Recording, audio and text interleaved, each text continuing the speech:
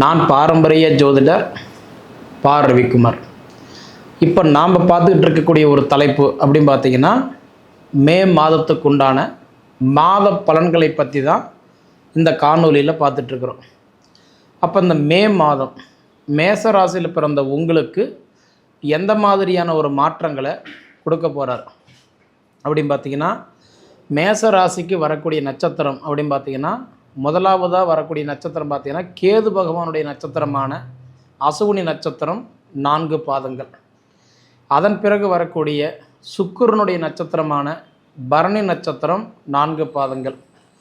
அதன் பிறகு வரக்கூடிய சூரியனுடைய நட்சத்திரமான கார்த்திகை நட்சத்திரம் 1 பாதம். இந்த 3 நட்சத்திரங்களும் 9 பாதங்களும் அடங்கிய ராசி தான் இந்த மேச ராசி. மேச ராசியாதிபதி செவ்வாய் பகவான், மங்களக்காரகன் செவ்வாய் தான் உங்கள் ராசிக்கு அதிபதி. இப்போ செவ்வாய் பகவான் எங்கே இருக்கார் அப்படின்னு பார்த்தீங்கன்னா, உங்கள் ராசிக்கு 12ஆம் இடத்துல இருக்கார். 12ஆம் இடம்ன்றது பொதுவாக மறைவு ஸ்தானம், அதாவது வேலை செய்யாதுன்னு சொல்லுவாங்க. இப்போ உங்கள் ராசியாதிபதி இன்றைக்கி 12ஆம் இடத்துல மேன ராசியில் உட்காந்துருக்கக்கூடிய ஒரு தருணம் 11 தேதி வரைக்கும், கிட்டத்தட்ட 10 தேதி வரைக்கும் உங்களுக்கு நல்லா இல்லை, சரிங்களா? ஏன்னா 10 தேதி வரைக்கும் அவர் 12ஆம் இடத்துல விரைஸ்தானத்தில் தான் இருப்பார். அதனால் கிட்டத்தட்ட தொழில், கொஞ்சம் கொடுக்கல் வாங்கல், பொதுவாகவே கொஞ்சம் மன ரீதியாக, கொஞ்சம் குடும்ப ரீதியாக கொஞ்சம் சங்கடங்கள் இருக்க தான் செய்யும். ஏன்னா 11ஆம் தேதி தான் செவ்வாய் பகவான் மேன ராசியிலிருந்து மேச ராசிக்கு, அதாவது உங்கள் ராசிக்கு பயிற்சியாகிறார், சரிங்களா? உங்கள் ராசியாதிபதி உங்கள் ராசிக்கே வரக்கூடிய ஒரு தருணம், ஒரு அற்புதமான வாய்ப்பு, சரிங்களா?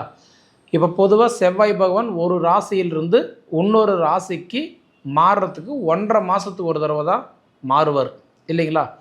அப்படி பார்த்தீங்கன்னா உங்களுக்கு செவ்வாய் பகவான் மீண்டும் உங்கள் ராசிக்கு வரணும்னா 1.5 வருஷம் நீங்கள் வெயிட் பண்ணணும். பொதுவாக ஒரு ராசியிலேயே 1.5 மாதம்னா நீங்கள் கணக்கு போட்டுக்கோங்க. அப்போ 1.5 வருஷம் கண்டிப்பாக ஆகும், சரிங்களா? அப்போ எனக்கு தெரிஞ்சு இப்போ உங்கள் ராசி அதிபதியே உங்கள் ராசிக்கு வரக்கூடிய தருணம் ஒரு அற்புதமான வாய்ப்பு. இதுதான் சொல்லுவாங்க, காற்றுள்ள போது தூத்திக்கணும், மழை வராத முன்னே வீடு கட்டிக்கணும்னு சொல்லுவாங்க. நிச்சயமாக இது 11ஆம் தேதிக்கு மேலே உங்கள் ராசி அதிபதி உங்கள் ராசிக்கே வரக்கூடிய தருணம். தொழில் இருக்கிற ப்ரெஷர், முதல்ல ப்ரெஷர் கண்டிப்பாக கம்மியாகும். தொழிலில் இருக்கிற குழப்பங்கள் சரியாகும், தொழிலில் இருக்கிற மன அழுத்தங்கள் சரியாகும். பொதுவாக நீங்கள் எடுத்து வைக்கக்கூடிய ஒவ்வொரு அடியுமே 11ஆம் தேதியிலிருந்து உங்களுக்கு ஓரளவுக்கு வெற்றியாக இருக்கும். இதனால் எனக்கு தெரிஞ்சு வேலை வாய்ப்புகள் நல்லாயிருக்கும். ஏன்னா நிறைய பேருக்கு வேலை பறிபோனவங்களுக்கு கூட வேலை வாய்ப்புகள் கண்டிப்பாக மாற்றங்கள் கொடுக்கும். அதே மாதிரி குடுக்கல் வாங்கல் பொதுவாக உங்களுக்கு நல்லாயிருக்கும். ஏன்னா 11 தேதிக்கு மேலே ஓரளவுக்கு நல்ல ஒரு வாய்ப்பு கண்டிப்பாக உங்களுக்கு காத்துட்ருக்குன்னு தான் சொல்லுவேன், சரிங்களா? அதே மாதிரி இந்த மாதம் மே மாதத்தில் பார்த்திங்கன்னா 2 பௌர்ணமி. அதாவது மே மாதம் 1ஆம் தேதி சித்ரா பௌர்ணமி ஒரு பௌர்ணமி, 31ஆம் தேதி ஒரு பௌர்ணமி. இந்த மாதத்தில் 2 பௌர்ணமி வருதுங்க. அது ஒரு அற்புதமான ஒரு வாய்ப்பு. அடுத்தது பார்த்திங்கன்னா 4ஆம் தேதி கத்திரி அதாவது அக்னி நட்சத்திரம் ஆரம்பம், சரிங்களா? 4ஆம் தேதி அக்னி நட்சத்திரம் ஆரம்பம். அதாவது எப்பயுமே அக்னி நட்சத்திரம் அப்படின்றது 21 நாட்கள் தான் வரும். ஆனால் இந்த டைம் பார்த்திங்கன்னா 25 நாட்கள் வந்திருக்குது, சரிங்களா? அப்படி பார்த்தா மே மாதம் 1ஆம் தேதியிலிருந்து, அதாவது மே மாதம் 28ஆம் தேதி வரைக்கும் இன்றைக்கி 25 நாள் இந்த அக்னி நட்சத்திரம் இருக்க போகுது. கொஞ்சம் நம்ம கவனமாக இருக்கக்கூடிய ஒரு தருணம், சரிங்களா? இப்படி இருக்கக்கூடிய இந்த காலகட்டத்தில் பொதுவாக உங்கள் ராசி அதிபதி 11ஆம் தேதிக்கு மேலே உங்கள் ராசிக்கே வரக்கூடிய ஒரு தருணம், ஒரு அற்புதமான வாய்ப்பு. அடுத்தது பார்த்துட்டிங்கன்னா உங்களுக்கு சுக்கிரன் தன்னோட சொந்த வீட்டிலே இருக்கக்கூடிய தருணம், ஒரு அற்புதமான வாய்ப்பு. ஏன்னா சுக்கிரன் ரிஷப ராசிக்கு அதிபதி. சுக்கிரன் ரிஷப ராசியிலே இருக்கிறதுனால, ஏன்னா உங்களுக்கு தனக்காரகன், குடும்பக்காரகன், கல்விக்காரகன், இது மாதிரி வாக்குக்காரகன் அப்படின்னு சொல்லக்கூடியவர் யாருன்னா இந்த சுக்கிரன் தான். அந்த சுக்கிரன் தன் சொந்த வீட்டிலேயே, அதாவது 14 தேதி வரைக்கும் இருப்பார், சரிங்களா? அப்போ அந்த 14 தேதி வரைக்குமே சுக்கிரன் தன்னுடைய சொந்த வீட்டில் இருக்கக்கூடிய தருணம். இது கணவன் மனைவிக்குள்ளார ஒரு நல்ல அண்டர்ஸ்டாண்டிங் கிடைக்கும், கருத்து வேறுபாடுகள் சரியாகும். பொதுவாக நம்ம எடுத்து வைக்கிற ஒவ்வொரு முயற்சியுமே 14 தேதி வரைக்கும் உங்களுக்கு ஓரளவுக்கு நல்லாவே இருக்கும், சரிங்களா? 14ஆம் தேதிக்கு மேலே அந்த சுக்கிரன் ரிஷபத்திலிருந்து மிதுனத்துக்கு போயிடுவார், அதாவது தைரியஸ்தானத்துக்கு போயிடுவார். அப்படி போகும்போது மனைவினால், அதாவது கல்யாணம் ஆகியிருந்தால் உங்களுக்கு மனைவினால் நிச்சயமாக நல்ல ஒரு சப்போர்ட்டு கிடைக்கும். சரிங்களா? கோச்சாரத்தில் சுக்கிரன் வந்து யார் சொல்கிறோம், ஒரு பெண், அதாவது உங்களோட மனைவியை நம்ம சொல்லலாம். அதனால் எப்படி பார்த்தாலும் 14 தேதி வரைக்கும் சுக்கிரன் தனஸ்தானத்தில் இருந்து உங்களுக்கு சப்போர்ட் பண்ணுறாரு. 14 தேதிக்கு மேலே தைரியஸ்தானத்தில் போய் ஒரு சப்போர்ட் பண்ணுறாரு. தாய்க்கு பின் தாரம்ன்ற மாதிரி ஒன்று தாரம் அல்லது தாய், 2 பேர்னால கண்டிப்பாக ஒரு ஆதாயம் உங்களுக்கு இருக்கும். சரிங்களா? அடுத்தது பார்த்துட்டிங்கன்னா புதன் பகவான் உங்கள் ராசியில் தான் இருக்கிறார். சரிங்களா? புதன் பகவான் மட்டும் இருக்கிறாருன்னு கேட்டால் இல்லை, புதன் பகவானும் சூரிய பகவானும் இணைஞ்சு உங்கள் ராசியில் உட்காந்துருக்கார். ஒரு அற்புதமான வாய்ப்பு. ஏன்னா புதனும் சூரியனும் இணைஞ்சால் நம்ம என்ன சொல்கிறோன்னா, புதன் ஆதித்ய யோகத்தில் தான் உங்கள் ராசியில் தான் இந்த யோகம் ஆரம்பிச்சிருக்கு. அப்படி பார்த்திங்கன்னா கரெக்டாக இந்த மே மாதம் 15ஆம் தேதி வரைக்கும் இந்த புதனும் சூரியனும் ரெண்டுமே உங்கள் ராசியில் தான் இருக்கும். 15ஆம் தேதி என்ன பண்ணுறாங்க அப்படின்னா, இந்த புதனும் சூரியனும் 2 கிரகம் ஒரே டைமாகவே அவர் வந்து மேசத்திலிருந்து ரிஷப ராசிக்கு பயிற்சியாவார். சரிங்களா? அப்படி ரிஷப ராசிக்கு போகக்கூடிய புதன் 29ஆம் தேதி வரைக்கும் ரிஷப ராசி, 15ஆம் தேதியிலிருந்து 29ஆம் தேதி வரைக்கும் ரிஷபத்தில் இருந்துட்டு 29ஆம் தேதிக்கு மேலே புதனும் தன் சொந்த வீட்டுக்கே போயிடுவார், மிதுன ராசிக்கே போயிடுவார்.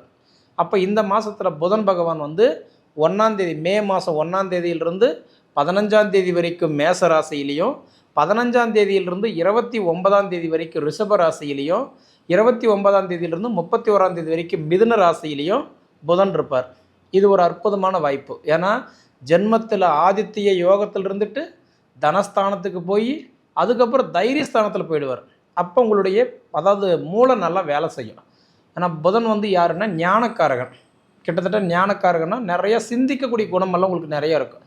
இது எங்கே நம்ம மிஸ் பண்ணோம், எங்கே தவற விட்டோம், இது எங்கே சரியாகும், இது எப்படி போனால் இந்த வேலை நடக்கும், அதெல்லாம் நீங்கள் யோசிக்க ஆரம்பிச்சிருவீங்க இந்த மாதம். சரிங்களா? அதுபோக உங்களுக்கு வந்து 15ஆம் தேதி வரைக்கும் உங்கள் ராசியில் இருக்கக்கூடிய சூரியன், ஏன்னா ஒவ்வொரு மாத பலனும் நிர்ணயிக்கிறது யாருன்னா சூரியன் தான். அந்த சூரியனும் உங்களுக்கு ஜென்மத்தில் தான் இருக்கிறார். 15ஆம் தேதி வரைக்கும் உங்களுக்கு ஓரளவுக்கு நான் முன்னே சொன்ன மாதிரி நிறைய யோசனை தோணும், நிறைய உங்களுக்கு வந்து ஐடியாலாம் தெரியும், இது எப்படி போகலாம், எந்த மாதிரி செய்யலான்றதெல்லாம் கேள்வி வரும். 15ஆம் தேதிக்கு மேலே சூரியன் போய் தனஸ்தானத்தில் போய் சேர்ந்துட்டாருன்னா நிச்சயமாக உங்களுக்கு 4 காசு கைக்கு வர்றதுக்கு உண்டான வாய்ப்பு உங்களுக்கு இருக்குது. சரிங்களா? அதே மாதிரி அடுத்தது பார்த்திங்கன்னா உங்களுக்கு வந்து குரு பகவான் தைரியஸ்தானத்தில் இருக்கார் 3ஆம் இடத்துல. இந்த ஒரு மாதம் மட்டும்தான் உங்களுக்கு தைரியஸ்தானத்தில் குரு இருப்பார். ஏன்னா அடுத்த ஜூன் 1ஆம் தேதி குரு பயிற்சி ஆகிறார், மிதுனத்திலிருந்து கடகத்துக்கு பயிற்சி ஆயிடுவார். அப்போ இந்த ஒரு மாதம் முழுமையாக உங்களுக்கு குரு வந்து தைரியஸ்தானத்தில் இருக்கிறதுனால எதாக இருந்தாலும் துணிஞ்சு நீங்கள் பண்ணுங்கள், உங்களுக்கு வெற்றி கிடைக்கும். ஏன்னா குரு ஒரு மனிதனுக்கு நல்ல நிலைமையில் இருக்கணும். அந்த குரு இப்போ இந்த மாதம் மட்டும்தான் உங்களுக்கு தைரியஸ்தானத்தில் இருப்பார். சரிங்களா? அடுத்தது வந்து 4ஆம் இடத்துக்கு சுகஸ்தானத்துக்கு போயிட்டாருன்னா இதுபோல் மீண்டும் உங்களுக்கு தைரிய குருவை வர்றதுக்கு இன்னும் நீங்கள் எத்தனை வருஷம் வெயிட் பண்ணணும், 12 வருஷம் நீங்கள் வெயிட் பண்ணணும். ஏன்னா குரு வந்து ஒரு வீட்டிலேருந்து இன்னொரு வீட்டுக்கு மாறுறதுக்கு 1 வருஷம் டைம் எடுத்துக்குவார். அதனால் இப்போ உங்களுக்கு தைரிய குருவாக இந்த ஒரு மாதம் மட்டும் இருப்பார். குரு தைரியஸ்தானத்தில் இருக்கும்போது அசையா சொத்துக்கள் எல்லாமே நீங்கள் இன்வெஸ்ட்மெண்ட் பண்ணிங்கன்னா நிச்சயமாக உங்களுக்கு அது நல்லா இருக்கும். அதே மாதிரி எது செய்கிற மாதிரி இருந்தாலும் தனித்து பண்ணுங்கள், கொள்ளைக்கு போனால் கூட கூட்டு வேண்டாம்னு சொல்லுவாங்க. சரிங்களா? அதே மாதிரி ஏன்னா குரு உங்களுக்கு தைரியஸ்தானத்தில் இருக்கிறதுனால விளையாட்டுத்துறையாக இருந்தாலும் சரி, கலைத்துறையாக இருந்தாலும் சரி, சொந்த பிஸ்னஸ் பண்ணிகிட்டு இருந்தாலும் சரி, இல்லை அது போக ஏதாவது செய்யணும்னு நீங்கள் கேர் எடுத்துக்கிட்டு இருந்தீங்கன்னா அதெல்லாம் இந்த மாதத்தில் நீங்கள் செய்யுங்க, கண்டிப்பாக உங்களுக்கு நல்லாயிருக்கும். சரிங்களா? அடுத்தது உங்களுக்கு பார்த்துட்டிங்க அப்படின்னா சனி பகவான் உங்களுக்கு 12ஆம் இடத்துல விரைஸ்தானத்தில் இருந்தாலும், ஏன்னா இப்போ சனி வந்து இப்போ மாற போகிறாரா, மாறுறதில்லை. அதனால் சனி உங்களுக்கு 12ஆம் இடத்துல தான் இருப்பார். அதனால் நம்ம என்ன செய்யணும் என்ன செய்யக்கூடாது அது மட்டும் நீங்கள் சுய ஜாதகத்தை பார்த்து அதை தெரிஞ்சுக்கிட்டு அதுக்கு தகுந்த மாதிரி நீங்கள் பண்ணினீங்கன்னா இந்த சனி வந்து உங்களுக்கு பெருசாக ஒன்றும் கெடுதல் தரமாட்டார். சரிங்களா? ஏன்னா விரைச்சனி உங்களுக்கு இப்போ 7.5 சனி நடந்துகிட்ருக்குல்ல, 7.5 சனியிலே விரைச்சனி நடக்கிறதுனால என்ன பண்ணலாம் என்ன பண்ணக்கூடாது, ஏன்னா எல்லாருக்கும் நான் ஒரே மாதிரியே சொல்ல முடியாது இல்லைங்களா? அதனால் சனி உங்களுக்கு விரைச்சனி இருக்கிறதுனால உங்கள் சுய ஜாதகத்தை வச்சு என்ன செஞ்சால் நல்லாயிருக்கும் என்ன செய்யக்கூடாது அது தெரிஞ்சு அதன் பிரகாரம் நீங்கள் போனீங்கன்னா நிச்சயமாக உங்களுக்கு இந்த மாதம் நல்லாவே இருக்குன்னு சொல்கிறேன். சரிங்களா? அதனால் எனக்கு தெரிஞ்சு இந்த மாதம் மேச ராசிக்கு ஒரு அற்புதமான வாய்ப்பு கண்டிப்பாக உங்களுக்கு காத்துட்ருக்கு. அது போக உங்களுக்கு ராகு பகவான் கும்பராசியில் இருக்கார், 11ஆம் இடத்தை உங்கள் ராசி பார்க்குறாரு. ராகு கேதுனுடைய பார்வை 3, 7, 11. அப்படி பார்த்தீங்கன்னா ராகு வந்து கும்பத்திலிருந்து 11ஆவது ராசி உங்கள் ராசி தான் பார்க்குறாரு. அப்போ ராகு வந்து நிழல் கிரகம், சாயா கிரகம், வக்கர கிரகம். அந்த ராகு உங்கள் ராசி 11ஆம் இடமா பார்க்குறதுனால கண்டிப்பாக உங்களுக்கு இந்த மாதம் ஓரளவுக்கு நல்லாவே இருக்கும். அதனால் எனக்கு தெரிஞ்சு வருட கிரகம்னு சொல்லக்கூடிய ராகு 11ஆம் இடத்துல உங்களுக்கு நல்லதை பண்ணுறாரு. குரு பகவான் தைரியஸ்தானத்திலிருந்து நல்லது பண்ணுறாரு. சனி பகவான் விரயஸ்தானத்தில் இருக்கிறதுனால அது இண்டிவிஜுவலாக உங்கள் ஜாதகத்தை பார்த்து என்ன பண்ணலாம் என்ன பண்ணக்கூடாது தெரிஞ்சு நீங்கள் அதுக்கு படி பண்ணினீங்கன்னா நிச்சயமாக உங்களுக்கு நல்லாயிருக்கும். சரிங்களா? அது போக பாருங்கள், இந்த மாதம் செவ்வாய் சொந்த வீட்டுக்கு வராரு, புதன் சொந்த வீட்டுக்கு போகிறாரு, ஆல்ரெடி சுக்கிரன் தன் சொந்த வீட்டில் இருக்கிறாரு. இந்த வாய்ப்பெல்லாம் உங்களுக்கு சூப்பராக இருக்கும். அது போக உங்கள் ராசியிலேயே இந்த புதன் ஆதித்ய யோகம் இருக்கக்கூடிய தருணத்தில் கண்டிப்பாக உங்களுக்கு நல்ல மாற்றங்கள் கிடைக்கும். அதனால் ஒன்று தான், மேச ராசியில் பிறந்த உங்களுக்கு பொதுவாகவே திங்கக்கிழமை சரிங்களா, முடிஞ்ச வரைக்கும் என்னென்னா பக்கத்தில் இருக்கக்கூடிய கால பைரவருக்கு போயிட்டு அதாவதுன்றது மனசார சாமி கும்பிட்டுட்டு வாங்க. நிச்சயமாக உங்களோட கவலைகள் எல்லாம் சரியாகும்.